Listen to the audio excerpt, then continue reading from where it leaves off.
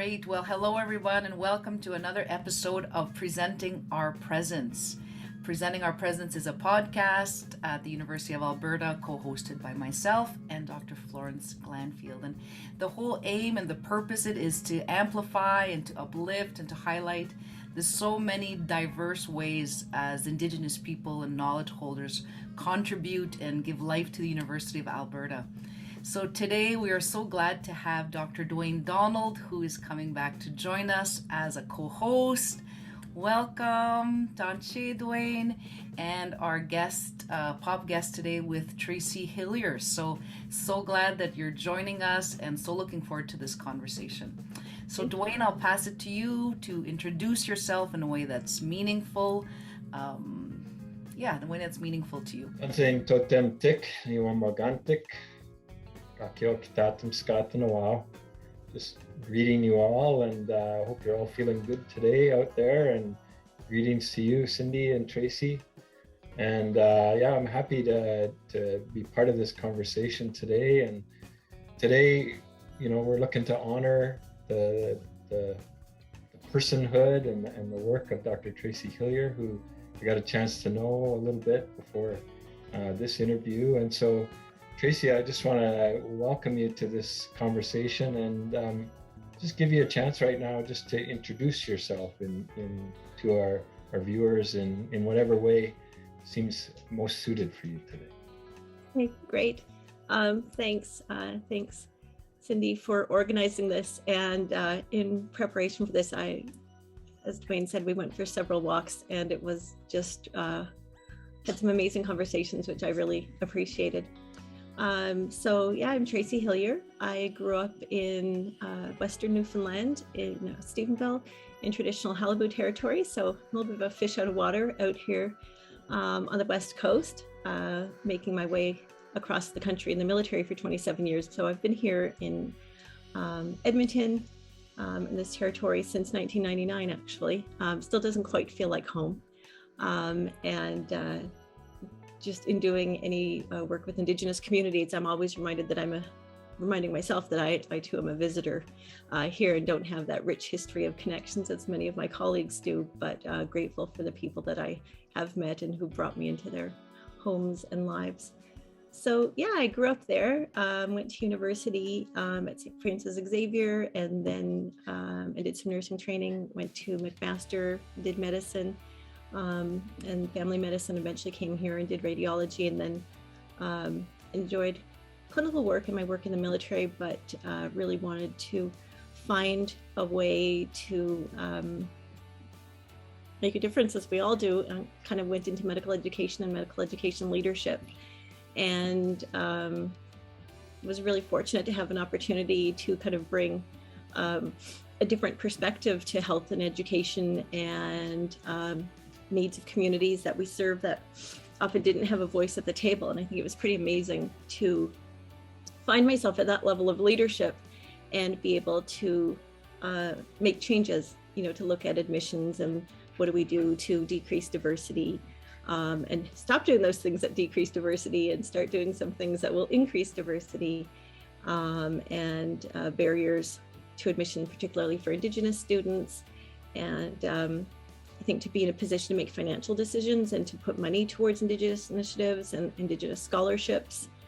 We were able to put about $1 million into scholarships partnering with Inspire. So for me, those are just some of the examples you can do when we have members of our community in the academy in leadership positions where you can just make a change and influence priorities. So for me, that's been the greatest honor of being part of this U of A community, is having a chance to influence those changes and then just trying to find new ways to do that going forward. And now I'm co-directing SKIP with Dr. Keisha Subranat, and I think together we're looking for ways to make ongoing changes in the academy from a different worldview, but hopefully in some ways that can be sustained and again, make things better for communities we serve. So I think that's me, mostly in a nutshell. I'm the mom of 5 kids, which is my greatest accomplishment overall. And so I'm just kind of looking forward to this conversation. Well, thanks for that introduction. So, as you know, as we talked about, the colonial narrative, at least the one I learned about that island we call Newfoundland, is that there were Beothuk people there, and they don't exist anymore. And then, more recently, we've learned about the Qalipu First Nation. And so, could you just take some time just to educate us about the history of your community and what it was like for you growing up there in Stephenville? Yeah, thanks. When I think back to when I was in school and we had history of Newfoundland, and you learn that all of the Beothuks were killed, and it was like a great thing. Like, Newfoundlanders had killed all the Beothuks, and now it was so great. And you didn't really, when growing up, didn't know about that there was a Mi'kmaq community in Newfoundland, the community now known as Qalipu First Nation. And I think, certainly when Newfoundland joined Confederation, Joey Smallwood said there are no Indians in Newfoundland. So people, I think, dissolved into the woodwork, but then as Indigenous communities do, you can tell people not exist and not practice ceremony and stuff, and they find a way to do it and to endure. So I think there was a lot of quiet community. And then I think people living in an Indigenous way without saying, we're here and we're a Mi'kmaq community, but with hunting and fishing and traditional ways of life carrying on. I think in such a way that when I grew up, I've always identified as being a Newfoundlander, but knowing that I'm a different kind of Newfoundlander than people, in St. John's and the other part of the island, and not always knowing why. It just kind of is.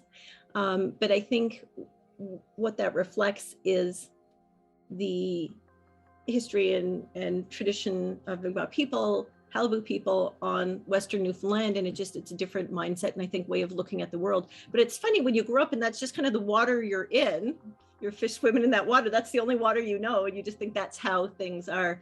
So I think for a long time I thought what was or is Indigenous in my identity was being a West Coast Newfoundlander, and didn't quite realize that West Coast Newfoundlander that I was a Mi'kmaq person living on the West Coast of Newfoundland with traditional values and fairly traditional upbringing out in the wilderness and such. And it's been really amazing to learn more about that as I grew up and to put a label on things, and then even just to learn how did people end up in Western Newfoundland when we trace back our ancestors through Nova Scotia and Acadia, but then when you look at a map and kind of look at that Mi'kmaq country, and it makes total sense that you would fish around that neighborhood and that you would spend time in Western Newfoundland in those communities. So that has been interesting. And I think those are the positive side. I think the negative sides have been, in the recognition of the Qalipu First Nation and expecting, a finite number of people to come out of the woodwork. And then not quite thinking it through about people are fertile, they intermarry, they have lots of children. There are lots of descendants and people still living in communities. I don't know that it was a surprise to anybody who's grown up in Western Newfoundland, but it certainly seems to have surprised the federal government about how many people there are. But I think with that process has come labeling and identifying and trying to figure out who really has that ancestry. So it's turned out to be a big exercise in lineage, more than culture and tradition, and with some crazy things, so you hear about twins where one person was accepted as a founding member of Qalipu First Nation, the other one's not. In my family, because I was in the military for 27 years and didn't live at home, even though my voting address was always in Newfoundland, so he has different status than I do. We have the same parents, but that's just been some of the politics, and I think it's easy to get weighed down in that, but I've just kind of chosen to say, well, this is interesting and rich, and I'm more focusing on making sure my family, my children know more about this, and trying to connect them back to community in Newfoundland, which is tricky because, it's a bit of an effort to get there. And in the meantime, being embraced here in Alberta, and mostly by Rick, who's kind of taken us in as his family, and making a new home and connection and community here. I guess in the way Newfoundlanders do. Right. Move around, make ourselves at home.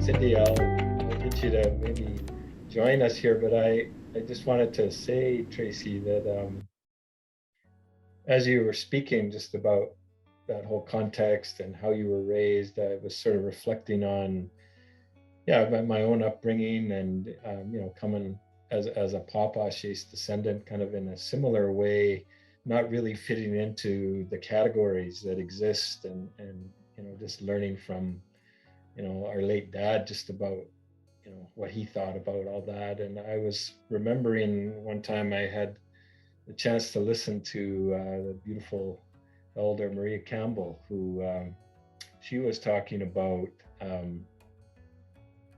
when she first left home and she went to Saskatoon to go to the University of Saskatchewan. This was in the late 60s. She said as a young woman, she's taken all these classes, anthropology, and learning all this stuff about culture. And stories, she went home on a break and she was watching her dad. He was outside, I think he was sharpening his axe or something. And she was thinking about everything she was learning at university. So she said to her dad, "Dad, do we have culture?" And she said he kind of hesitated and he looked at her for a while and he said, "No, we don't have any of that." So then she said, in my kind of young, naive mind, I thought, oh my goodness, they're right. We're primitive, we're savages, we don't even have culture, we're so uncivilized. A few months went by, more studying. She's back home again and her dad's doing something else. I can't remember what it is. And she's watching him. This time her question was, "Dad, what's the best way for us to live a good life?" And she said when she asked that question, he never stopped talking to her for the rest of his life. And so the message is, like, if you accept somebody else's definitions of who you are or how you're supposed to behave, then you get caught up in all kinds of crazy traps that aren't really healthy for you, right? So, and that was a message from our dad as well. Like, don't accept all these other definitions. Just be who you are and be the best that you can be, right? So thanks for sharing what you did there. Cindy, come on in. Yeah, thank you. Yeah, Tracy, I too went back home and listening to you speak and thinking about my mom and my grandmother and asking them about what does it mean to be Métis? All of a sudden, it's like we get these categories and these labels, and that generation didn't need to, or for whatever reason, wasn't that they didn't wear it on their shoulder or wear the flag or have this visible representation. And the more that I go home and do that work, is like, oh, those values were always there, and they didn't have that whole representation like we do now in some sense.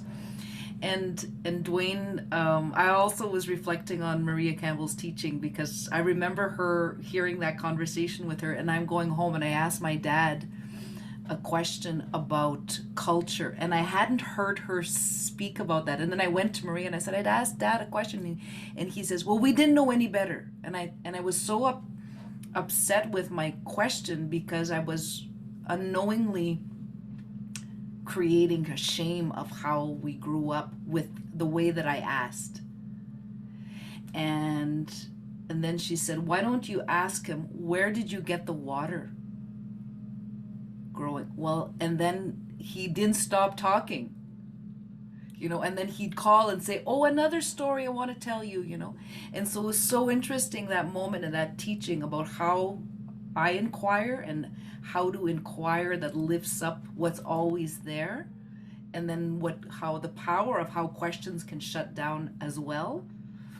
And so yeah, when you were speaking about, I was thinking about And when you speak about, I'm so grateful like that you talk about where you grew up and giving us context to Newfoundland. I've never been there, and so all of a sudden it feels a little closer with you here and you bringing that voice and that perspective. And I didn't know about, I wrote it down, Qalipu First Nation. So what's Qalipu, and how does Mi'kmaq become Qalipu First Nation? I think, like the First Nations here, there's different groups within it. And I think if you've been to Newfoundland, there's more moose and caribou than people. It's my affinity to these earrings, which I'm loving, but they're new to me. And they still are smelling very smoked hide. So as much as I thought I would forget about them as they went along, I just have this scent around me as we go. But yeah, Qalipu is caribou. And I think that it was just a reflection of place, a meaningful part of place and culture. Although, you know, I guess it would be like being called bison people here. But, you know, there are, like in every group, there's breakaway groups and people who have their own identity within all of that. And there's a politic within all of that. But I think at that highest level, the name that joins us at this moment is being Qalipu First Nation in traditional dependence on moose and caribou. Oh, Qalipu means caribou. So is Qalipu in the language? Yeah, yes. Oh, cool. Wow. So yeah. The place based on coming from the language. Oh, that's beautiful. Thank you. And related to the land, which I think, you know, yes. what Indigenous people everywhere do. Their stories and their identity and their places and language are related to land and direction. And I think that's some of what I loved about our walk, Dwayne, was you were talking about all of place a lot. And I've thought as we go out into the river valley, this is a bit of a diversion, but I just want you to know I carry those stories with me, and had asked my daughters, do you remember ever hearing, I remember you saying, have you heard when the ice freezes? Yeah. And I'm still not sure that I have in the river valley here, but my daughters was like, yeah, I can't believe you haven't heard that. Like you haven't heard that sound, but you spoke a lot about place and kind of meaning and that sort of thing. So it's challenging to be displaced, but interesting to explore this where I find myself now. Good. So Tracy, one thing that I wanted to make sure we talked about here today is 27 years of military service, and that's remarkable. And I'd just be interested to hear you speak just about you know, that experience in that role. I know you traveled around the world in different places, and I guess, you know, how do you see that affecting, you know, the work you do now here at the U of A? For me to go to university, I mean, it certainly wasn't anything on my radar. I was the first person in my family to go to university, and I don't know that I could have done a lot of that, really gone very far without the military. So I mean, I did manage with my family to go and do first year, and I went on my own to St. F.X. in Nova Scotia. Look back to the military. So yeah, so we had managed to do my first year of university myself, and I'll always remember my dad saying, "You're not going to university to find yourself. You're gonna go to university and have a job." So I went by myself to St. F.X. because friends I love dearly would kind of go to Memorial and spend away, party away, live large, student loans, and be back 3 months later. So I kind of went off on my own, which I think was a pretty big adventure. And then just trying to see a way to be able to continue in university really required me joining the military. But it was a good career.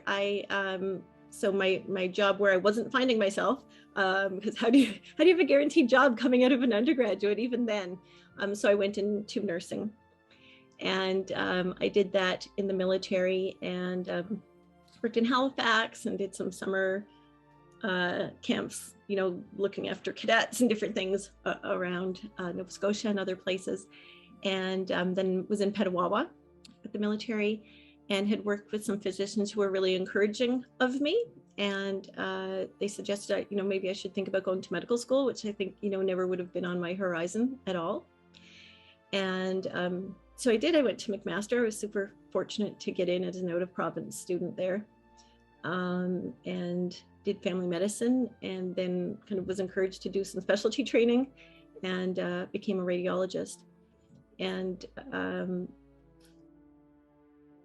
I was able to work as a radiologist in Haiti after the earthquake. So we went there and set up a field hospital. It was kind of the first time we had deployed the field hospital in a farmer's field and had operating rooms. And, because I had kind of grown through a bunch of different experiences and capabilities in the hospital, kind of ran the lab and pharmacy and x-ray there, and supplies to make sure we could do our operations and that sort of thing. And then working with other volunteer networks and local communities to try and bring some care.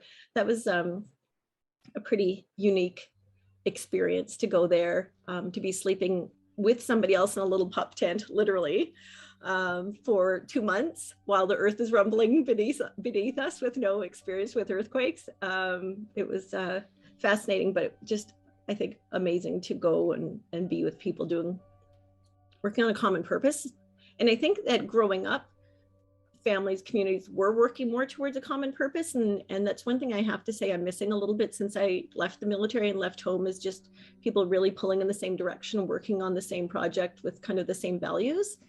And I find the Academy rewards individuality, like your own publications and that sort of thing. So trying to fit easily here has been a challenge, because I think everything that I've ever done has been more common purpose, common good, less about kind of just getting yourself ahead. I think I have to recognize I've done really, really well, but I think along the way trying to though do things that are looking out for others, and helping people who may have had the same challenges. And when I think back about how I had needed to be encouraged to get to those places, when I was reading a paper looking at medical school admissions, and one of the challenges was it was called a failure to aspire, and I thought that was for sure me when I was growing up. There was a while, my kids laugh at me, like I think I was most in awe of the Mary Kay sales lady at Shoppers Drug Mart. Like I just thought she was the most amazing person. So I think without some intervention, I could very well be at the Shoppers Drug Mart counter in Stephenville, Newfoundland still. But there's probably I wasn't appreciating many role models in my life, and there were some teachers who for sure had a huge influence on me. But when I read the article on failure to aspire, I just thought, if you don't see somebody like you doing a job, how can you imagine yourself there? So I never imagined myself here. I think I was very lucky to have been nurtured along the way, and really feel like it's my job now to kind of reach out and to find other people to do that for.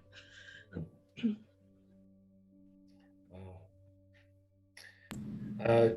What year was that earthquake in Haiti when you were there? It was 2010. From a community development point of view, lots of aid went in right at the time of the earthquake, but then kind of cleaning up and making substantial change, looking at building codes. A lot of people were injured just because they didn't have the right cement between the bricks and concrete construction, and not necessarily the right amount of rebar, and then those things fall and hit you in the head or break your leg. And like, that was really a lot of the deaths from structure. And I remember when we first moved there, people were sleeping in the streets because houses then couldn't fall on them and kill them. So but it was incredible.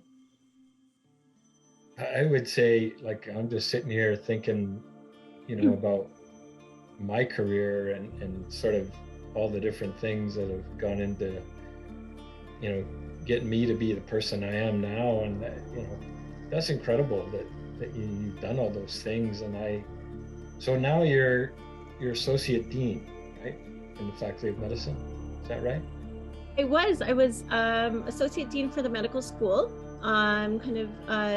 Did that for a number of years and kind of shaped how we're doing medical education here. But now I have moved into a position working with a school in China. So it's kind of director is my title in the faculty, but and in the institute it's executive vice dean. So it's kind of a crazy combination of titles.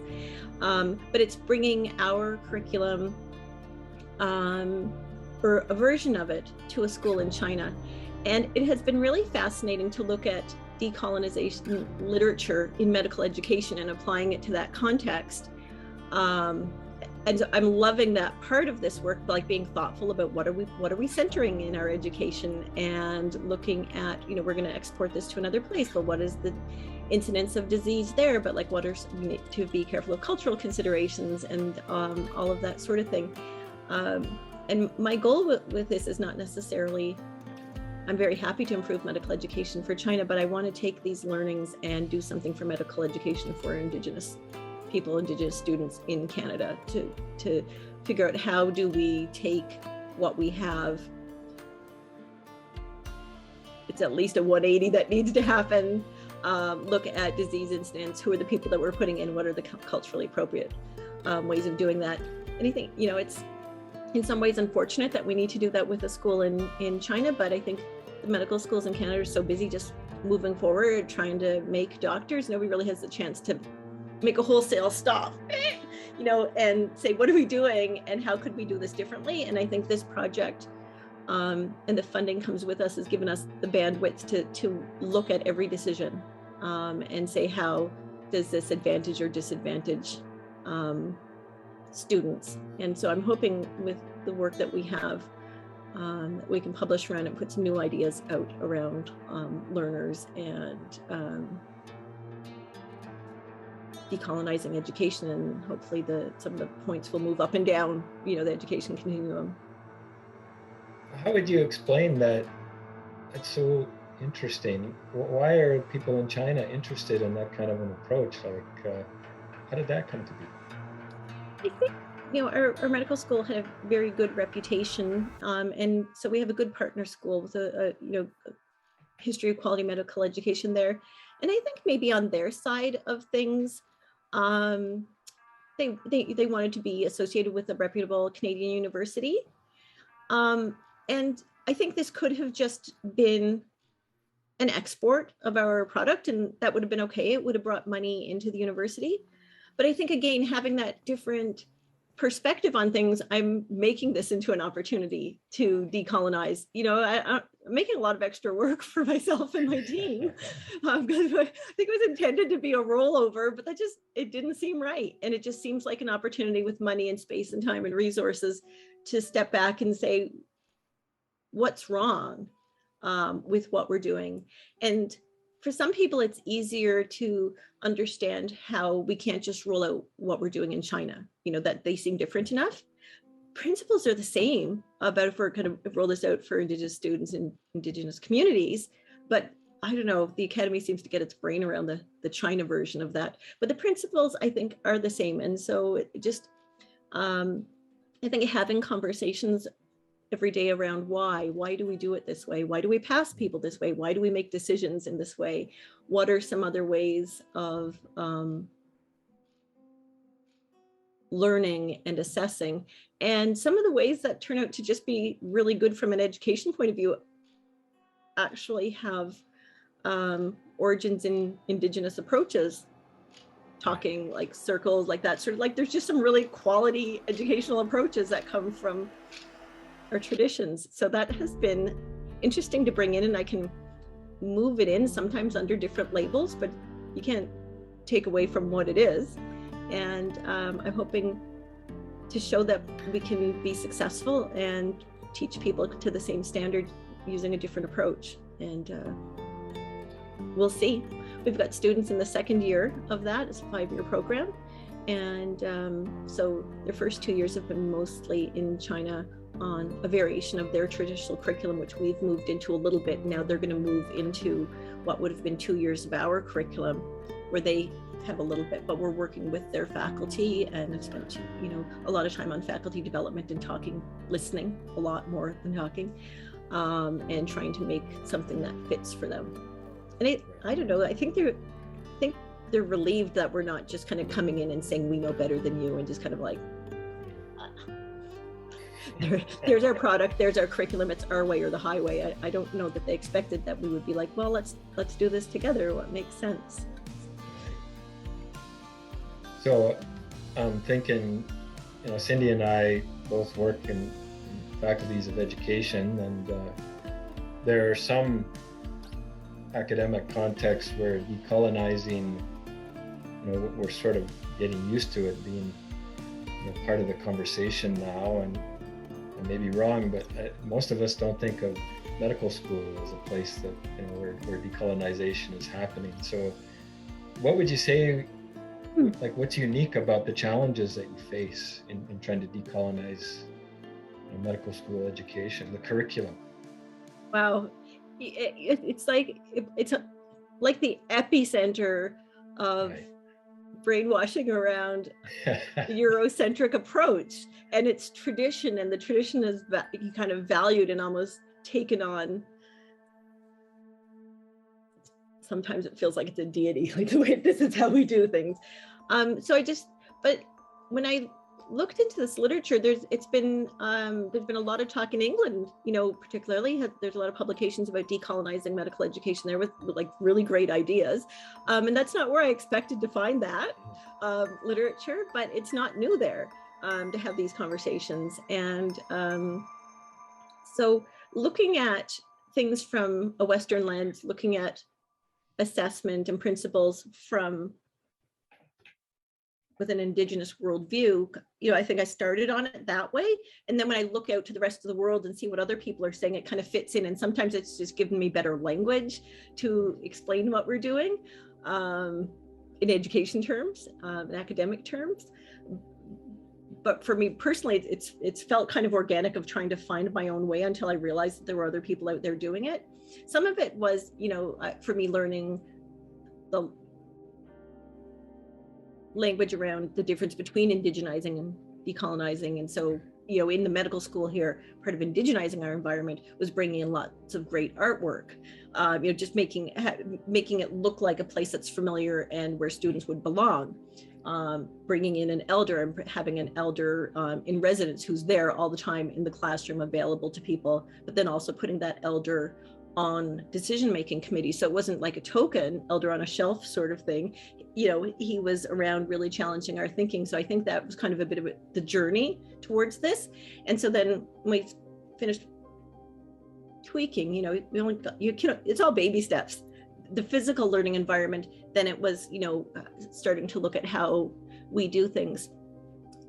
And I just think sometimes about when we bring in more Indigenous students, which is awesome, we're bringing in people with different experiences and different part of more complex family systems and demands.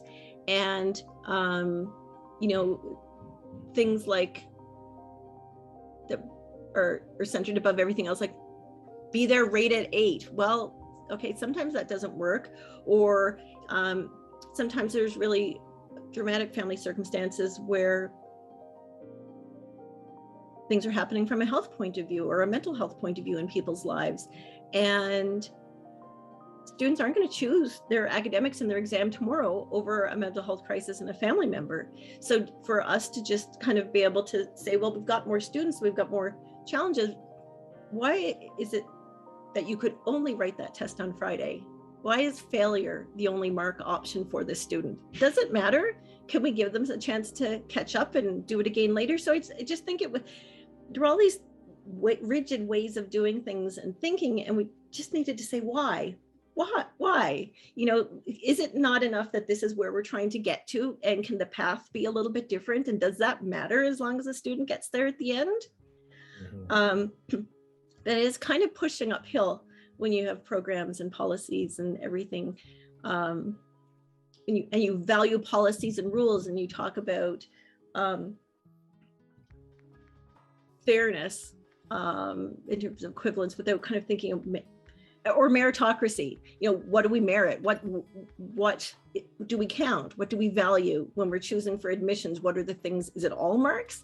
What if you have a family to look after? You have to have a job, or you can't quite have those marks, or you're working and you can't volunteer. So just shaking those things up and say, are there other things we could value?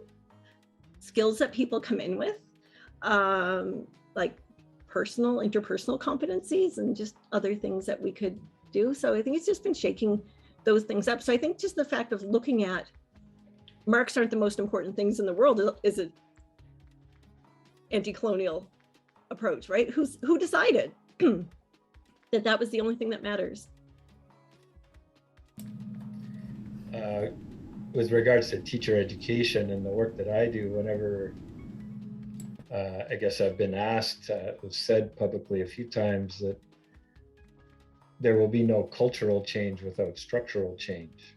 And what I would say with regards to Indigenous education is that we've had a whole series of cultural changes that have been tried. And when I say structural change, most people think of architecture or what your classroom looks like. And yeah, I tend to think more in terms of structures of knowledge and the assumptions that are contained within those structures as really part of it. So that's what I was thinking about when I was listening to all these challenges.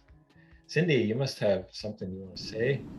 Well, so much, and I'm mindful of our time. I guess there's a couple threads, Tracy, and how do we revalue what we are within ourselves? The value of, like you said, those interpersonal skills, or those relations we build with our students or with one another. Yesterday I was listening to the Howling Coyote podcast, and it's how do we decolonize ourselves in medicine. So I will send you both that link. I just started to listen to it last night because my work's in health sciences. So I'm always curious about how do we think about health differently, of course, and what are those different perspectives we bring and how they tie in with education. So yeah, just so grateful to both of you, to Dwayne for co-hosting podcast, for coming back. So excellent, and just thank you, all of you. Thank you. Yeah, I was thinking that I remember listening to one old guy who was saying how ridiculous it was that when the missionaries came, that they thought they had to teach the people how to pray. He said that, like, if they just spent like an hour with us, they would see how much we prayed already. We didn't need any lessons on how to pray. And then, with regards to medicine, like, if you can listen to Nihiwi, when it's all about those connections to medicine, it's all about healing.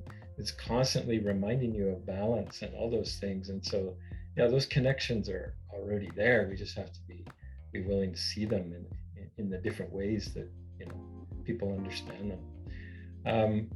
But Tracy, I wanted to let you know, so as you know, I help Bob Cardinal as much as I can, and he has a friend who's a medical doctor in Moncton, and we're going there in July, the first week of July, and we're going to a few Maliseet or Wallastuk communities and Mi'kmaq communities, sort of between St. John and Fredericton and Moncton, and we're going to set up a sweat. But there's also some kind of they have a conference. It's going to be about healing. I think it mostly has to do with addictions and that kind of stuff. And I'm just trying to get people to think differently about those things, about trauma, all those things, right? And so I'll be going out there and just kind of following the old guy around and trying to stay out of his way. But it's going to be really, really good. And then I'm actually going to Newfoundland as well for the first time in August. Awesome. Yeah. So I'll be able to give you a full report Yes. at the end of summer. Just thank you. It's such an honor to be here and to spend some time with you, Dwayne. I hope we still get to do some walks because I really treasured those. Love that you're both working on presenting our presence and just showcasing what Indigenous people around the U of A are doing. Yes, thank you. Thank you. Yeah, Sen.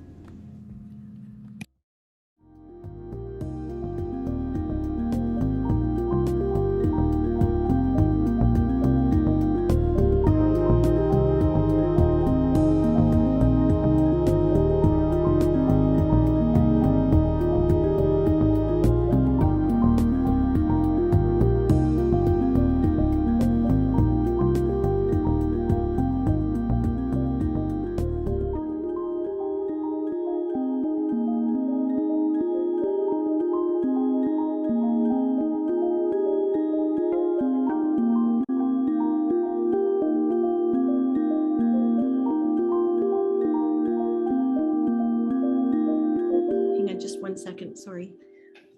I just need to evict these guys because they're starting to whine. Okay, come on.